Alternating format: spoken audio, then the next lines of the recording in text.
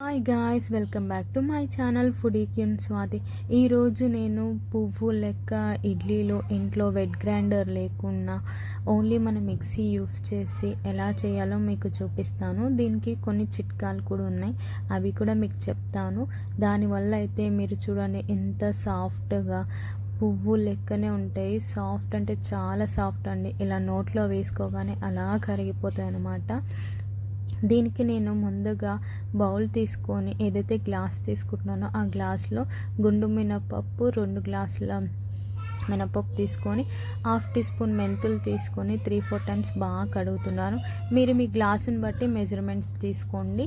ఇప్పుడు నేను వాటర్ పోసి 6 గంటల పాటు వీటిని అయితే నానబెట్టేస్తున్నాను. ఇలా 6 గంటలు అయిన తర్వాత తెరిచి చూసరికి చూడండి ఎంత బాగా అయితే నానిందో. పప్పు అయితే చాలా బాగా ఉబ్బిపోయిందనమాట. కొంచెం డబల్ క్వాంటిటీ లాగా అయిపోతుంది పప్పు.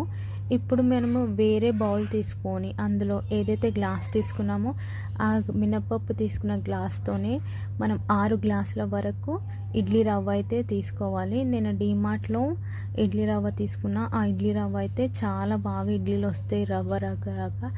మీరైతే మీ ఇంట్లో ఉన్న ఇడ్లీ రవ్వని యూస్ చేయండి.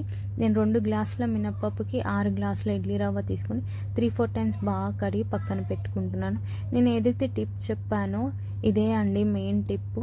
సన్న అటుకులు తీసుకొని ఒక గుప్పెడు సన్న అటుకులు తీసుకొని అవి ఒకసారి బాగా కడిగి ఇంకా తర్వాత కొన్ని వాటర్ పోసి పక్కన పెట్టుకోవాలి. ఇప్పుడు మిక్సీ జార్ తీసుకొని అందులో ఏదైతే మినపప్పు మనము నానబెట్టామో అది ఇప్పుడు ఇందులో యాడ్ చేసేసి మనం ఇక గుప్పెడు అయితే మనం అటుకులు తీసుకున్నాం కదా, ఆ అటుకులు ఇప్పుడు ఇందులో యాడ్ చేయాలి.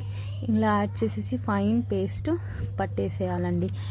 మీరు మీ మెజర్మెంట్స్ ప్రకారం అయితే డబల్ క్వాంటిటీ అయితే ఎక్కువ కూడా మీరు తీసుకోవచ్చు.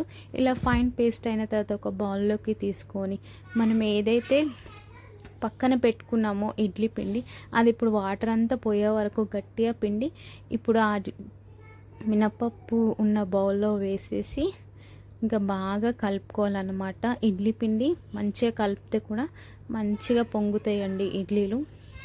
ఇలా కలుపుకొని ఇంకా దీన్ని నైట్ అంతా మనము పక్కన పెట్టేసేయాలి.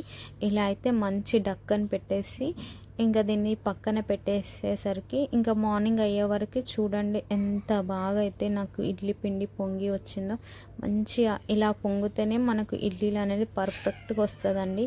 మీకు కనుక ఇలా పొంగితే చాలా పర్ఫెక్ట్గా వచ్చినట్టే. ఇంకా ఇడ్లీలు ఇంకా వేరే బౌల్ తీసుకొని మనము ఆ రోజుకు సరిపడంత ఇడ్లీ పిండి తీసుకోవాలి. ఇడ్లీ పిండి తీసుకొని ఇంకా మిగిలిన ఇడ్లీ పిండిది మనము ఫ్రిడ్జ్లో పెట్టుకుంటే 3-4 డేస్ వరకు స్టోర్ చేసుకోవచ్చు. ఇంకా 1 టీ స్పూన్ సాల్ట్ వేసి బాగా కలుపుకోవాలి.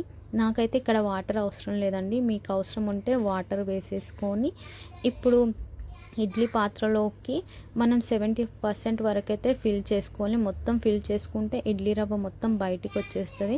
కాబట్టి 70% వరకు ఇలా ఫిల్ చేసుకొని ఇప్పుడు మనం స్టవ్ ఆన్ చేసి ఇంకా ఇడ్లీ పాత్రలో పెట్టేసేయాలి. ఇంకా 10 మినిట్స్ పాటు హై ఫ్లేమ్ మీద 5 మినిట్స్ పాటు లో ఫ్లేమ్లో పెట్టేసి ఆఫ్ చేసి ఒక 2 మినిట్స్ తర్వాత తీస్తే చూడండి ఎంత సాఫ్ట్గా అయితే ఇడ్లీలు వచ్చాయో.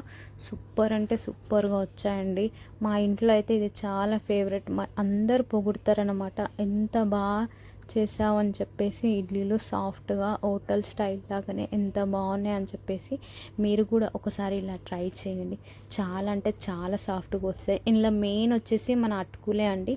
అటుకులు వాడితే చాలా సాఫ్ట్గా వస్తాయి.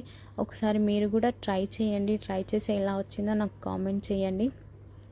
అండ్ ఈ వీడియో నచ్చితే లైక్ అండ్ షేర్, సబ్స్క్రైబ్ చేయండి. Thank you for watching. Bye.